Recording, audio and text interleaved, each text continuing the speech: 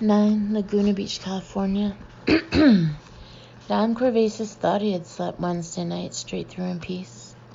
He woke in bed in precisely the same position in which he had gone to sleep, as if he had not moved an inch during the night. But when he went to work at his display writer, he was dismayed to find proof of his somnambulistic wandering on the current work diskette. As on a few other occasions, he apparently had gone to the display writer in his night trance and had repeatedly typed 2 words. Previously, he had typed, "I'm scared," but this time there were 2 different words: the moon, the moon, the moon, the moon, the moon, the moon, the moon, the moon. There were hundreds of repetitions of those 7 letters, and he was at once reminded that he had heard himself murmuring the same words in a state of drowsy disorientation, just as he had fallen asleep last Sunday. Dominic stared at the screen for a long time, chilled, but he had no idea what special meaning the moon held for him, if any. The Valium and Dalmane therapy was working well. Until now, there had been no new episodes of sleepwalking and no dreams since last weekend, when he'd had that nasty nightmare about being forced face down into a sink. He had seen Dr. Kolbutz again, and the physician had been pleased by his swift progress. Kolbutz had said, "I'm going to extend your prescriptions, but be sure not to take the Valium more than once, or at most twice a day." "I never do," Dom had lied. "And only 1 Dalmane a night. I don't want you becoming drug dependent. I'm sure we'll beat this thing by the 1st of the year." Dom believed Kolbutz was correct, which was why he did not want to worry the doctor by confessing that there were days when he only made it through with the aid of Valium, and nights when he took 2 or even 3 Dalmane tablets, washing some of them down with beer or scotch. But in a couple of weeks, he could stop taking them without fear that the somnambulism would get a new grip on him. The treatment was working. That was the important thing. The treatment was, thank God, working. Until now. The moon.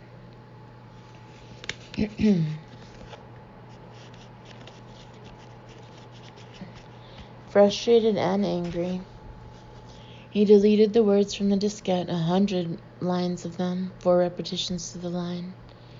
He stared at the screen a long time, growing increasingly nervous. Finally, he took a Valium. That morning, Dom got no work done, and at 11:30, he and Parker Fain picked up Danny Olms and Eugen Cao-Tren, the 2 boys assigned to them by the Orange County chapter of Big Brothers of America. They had planned a lazy afternoon at the beach, dinner at Hamburger Hamlet, and a movie, and Dominic had been looking forward to the outing. He had become involved in the Big Brother program years earlier in Portland, Oregon. It had been his only community involvement, the only thing that had been able to bring him out of his rabbit hole. He had spent his own childhood in a series of foster homes, lonely and increasingly withdrawn. Someday, when he finally got married, he hoped to adopt kids. In the meantime, when he spent time with these kids, he was not only helping them, but was also comforting the lonely child within himself. Eugen Cao-Tren preferred to be called Duke, in imitation of John Wayne, whose movies he loved. Duke was 13, the youngest son of boat people who had fled the horrors of quote-unquote peacetime Vietnam. He was bright, quick-witted, as startlingly agile as he was thin. His father, after surviving a brutal war, a concentration camp, and 2 weeks in a flimsy boat on the open sea, had been killed 3 years ago in a holdup while working at his second job as a night shift clerk at a 7-Eleven store in sunny Southern California. Danny Olms, the 12-year-old who was Parker's little brother, lost his father to cancer. He was more reticent than Duke, but the 2 got along famously, so Dom and Parker frequently combined their outings. Parker became a big brother at Dom's insistence with curmudgeonly reluctance. Me? Me? I'm not father material or surrogate father material, Parker had said. Never was and never will be. I drink too much, womanize too much. It'd be downright criminal for any kid to turn to me for advice. I'm a procrastinator, a dreamer, and a self-centered egomaniac, and I like me that way. What in God's name would I have to offer a kid? I don't even like dogs. Kids like dogs, but I hate them. Damn dirty, flea-bitten things. Me, a big brother? Friend, you have lost your marbles for sure. But Thursday afternoon at the beach, when the water proved too cold for swimming, Parker organized a volleyball game and surfside races. He got Dom and the boys involved in a complicated game of his own devising involving 2 frisbees, a beach ball, and an empty soda can. Under his direction, they also built a sandcastle complete with a menacing dragon. Later, during an early dinner at Hamburger Hamlet in Costa Mesa, while the kids were in the bathroom, Parker said, "Dom, good buddy, this big brother thing was sure one of the best ideas I've ever had. Your idea?" Dominic said, shaking his head.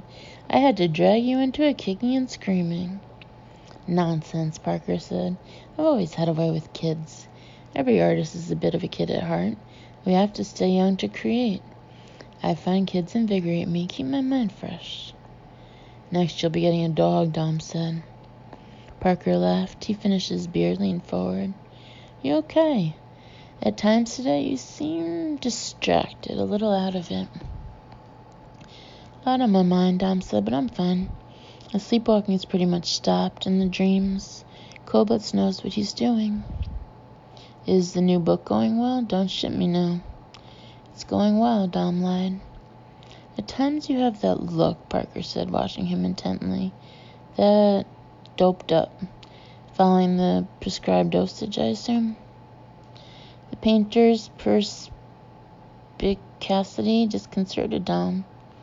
"I'd have to be an idiot to snack on Valium as if it were candy. Of course I follow the prescribed dosage." Parker stared hard at him, then apparently decided not to push it. The movie was good, but during the first 30 minutes, Dom grew nervous without reason. When he felt the nervousness building toward an anxiety attack, he slipped out to the men's room. He brought another Valium for just such an emergency. The important thing was that he was winning. He was getting well. The somnambulism was losing its grip on him. It really was.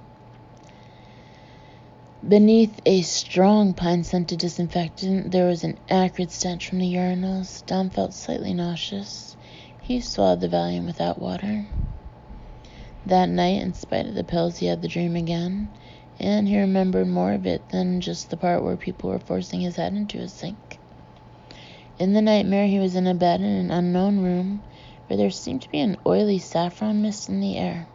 Or perhaps the amber fog was only in his eyes, for he could not see anything clearly. Furniture loomed beyond the bed, and at least 2 people were present, but those shapes rippled and writhed as if this were purely a realm of smoke and fluid, where nothing had a fixed appearance. He almost felt as if he were underwater, very deep underneath the surface of some mysterious cold sea. The atmosphere in the dream place had more weight than mere air. He could barely draw a breath. Each inhalation and exhalation was agony. He sensed that he was dying. The 2 blurred figures came close. They seemed concerned about his condition. They spoke urgently to each other. Although he knew they were speaking English, he could not understand them. A cold hand touched him. He heard the clink of glass. Somewhere a door shut. With the flash-cut suddenness of a scene transition in a film, the dream shifted to a bathroom or kitchen. Someone was forcing his face down into the sink. Breathing became even more difficult. The air was like mud. With each inhalation, it clogged his nostrils. He choked and gasped and tried to blow out the mud-thick air. And the 2 people with him were shouting at him, and as before, he could not understand what they were saying, and they pressed his face down into the sink. Dom woke and was still in bed. Last weekend he had been flung free of the dream, only to discover that he had walked in his sleep and had been acting out the nightmare at his own bathroom sink. This time he was relieved to find himself beneath the sheets. I am getting better, he thought. Trembling, he sat up and switched on the light. No barricades, no signs of somnambulistic panic. He looked at the digital clock. 2:09 a.m. A half-empty can of warm beer stood on the nightstand. He washed down another Dalmane tablet. I am getting better. It was Friday the 13th.